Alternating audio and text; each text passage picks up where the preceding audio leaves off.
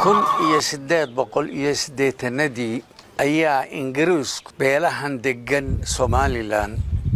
heshiis la galay.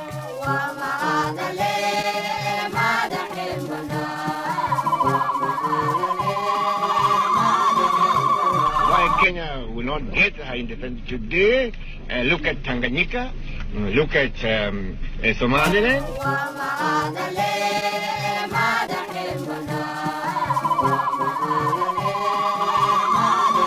heshiiska dawladda Ingiriisku ay nala gashay qaramada midoobay baa laga diiwaan galiyay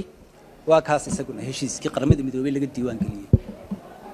lambarkiisu waxa weeyaan 374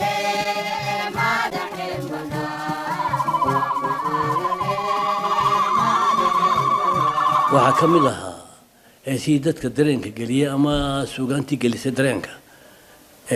Soomaaliya kulliga kulmiyaada sudee kala baadhaha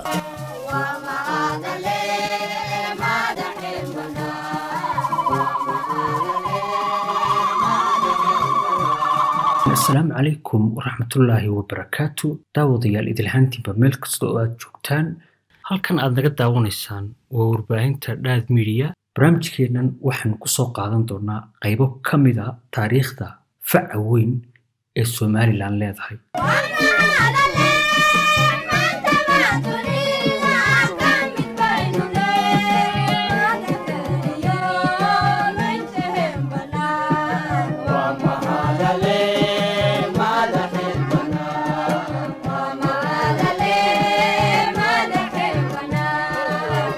ugu Somaliland waxay ahayd dalkii u horeeyay oo gobonimo qaatay 26 Juun sanadkii 1960 dadka reer Somaliland marka laga yimaado halgankaas ay xornimada kaga qaateen boqortooyadii Ingiriiska ka hor intii aanu Ingiriisku soo degin dhulka Somaliland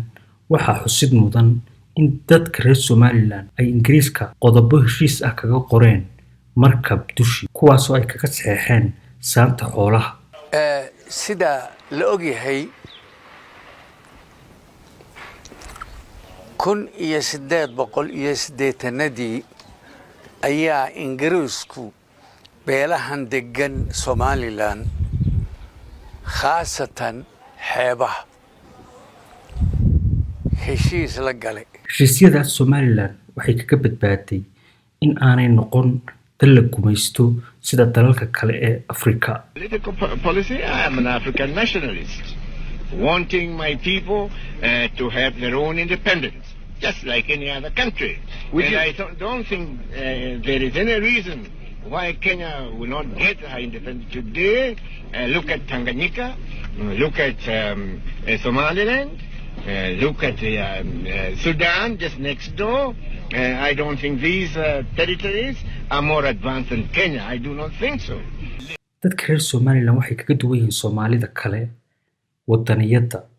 suugaanta saxaafadda siyaasadda sida xisbiyada iyo doorashooyinka waayo dadka reer Somaliland 60kii ayay xisbiyo siyaasadeed lahaayeen oo isdooran jireen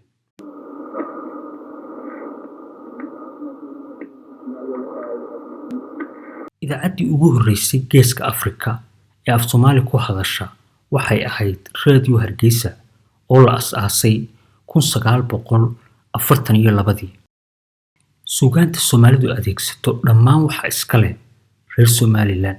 waxa jirta hees caana oo uu sameeyay abwaan saxardiid jabiye isla markaana uu qaado fanaanka Maxamed Axmed Kulu heestaasi waxay ka mid tahay hantida dadka reer Somaliland leeyahay heesta waxa la yiraahdaa aan maallo hasheena maandeeq waa kan saxardiid jabiye oo ka sheekeynaya heestaas maanta ay codatay mataanasi baan horta idin ogtahay mataanu labadan xisbiyaan isku daray ayaanu ka sheegayaa taa xamar arintaydu ma yahayn oo ma bay qaadan badee wax soo maad garan laakiin xamar heestaa waxay u qaateen inay mataanihii markaa maya maanta markii dambe xorriyadda koodii way u qaateen ayagu laakiin aniga dee ra'yigaygu markaa labadan xisbi maanu jeedo dadkii walaala ahaa markii horena kala xisbiyada ahaa marka dambena isu yimid wax wada qabsaday ya ayaa aniga dawladdeedaydu ahayd runtii markii dambe loo rogay markii dambe xagga loo rogay ha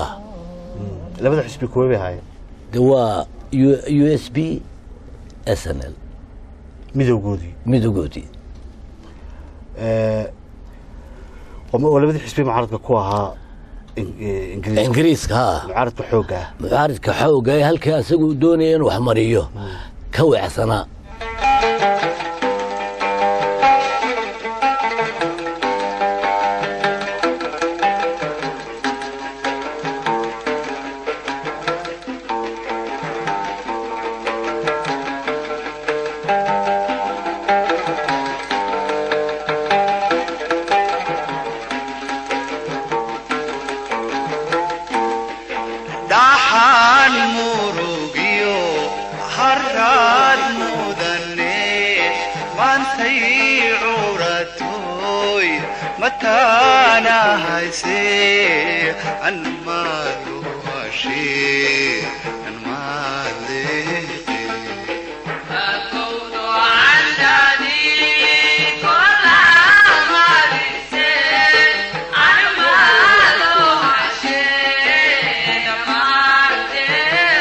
gabaygan waxaa la yiraahdaa ka nasiib ka nasaar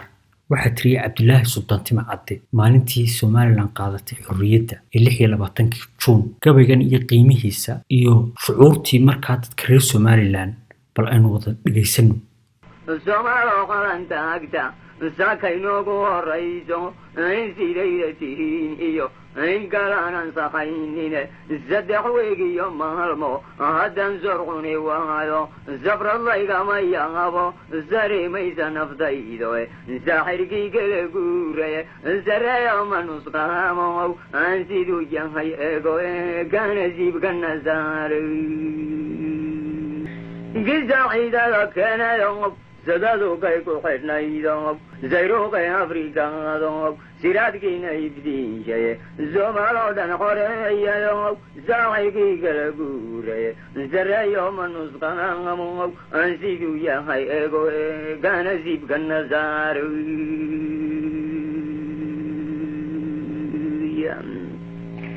faradkayo sunnaha waxay diinta ku saabsan asnakiisa saxeeyayo saxirkii kala guuraye sareeyo ma nusqaamow aan siduu yahay ego ka nasiibka nasaare nimankayna siraayay wax noo kala saaftaya solanayay cadkeena inagoo dhexda soonku sabarkeena qarqoray kiisadkeena cunayay sarartiisa ka muuqday surwaalkii ka yaraaday dara loo sibireeyo sariira lagu seexdiyo gabadh sub laga buunshiyo mid baabuurka safeeyo heshiiska dawladda Ingiriisku ay nala gashay qaramada midoobay baa laga diiwaan geliyay waa kaas isaguna heshiiskii qaramada midoobay laga diiwaan geliyay lambarkiisu waxa weeyaan 374 heshiisyadaas waxay sameeyeen maapka Soomaaliland waa maapka ay Soomaaliland maanta aynu haysanaa heshiisyada uu ku dhisan yahay dalka Soomaaliland wuxuu ahaa protectorate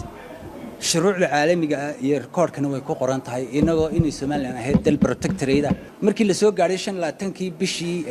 June boqorada dawladda Ingiriiska waxay ku dhawaaqday inay Soomaaliland tahay dawlad xor ah si public ah ayaa waxa loogu soo daabacay London Gazette waa Gazette-kii London waa kaas waxa lagu soo daabacay London Gazette in Soomaaliland tahay dawlad xor ah waxa ku qoran maxkamaddii laga diiwaan geliyay aqoonsiga Soomaaliland waxa lagu soo daabacay oo kale mid la yiraahdo Baltet Gazette oo official ah oo iyadana London ka soo baxday oo macal maxkamaddii baa ku qoran Soomaaliland marka madaxbannaanideeda laga diiwaan geliyay waxa kale oo ku soo baxday Edinburgh Gazette iyadoo marka madaxbannaanida Soomaaliland ay ku qoran tahay iyo meeshii laga diiwaan geliyay maxay maxkamadeedii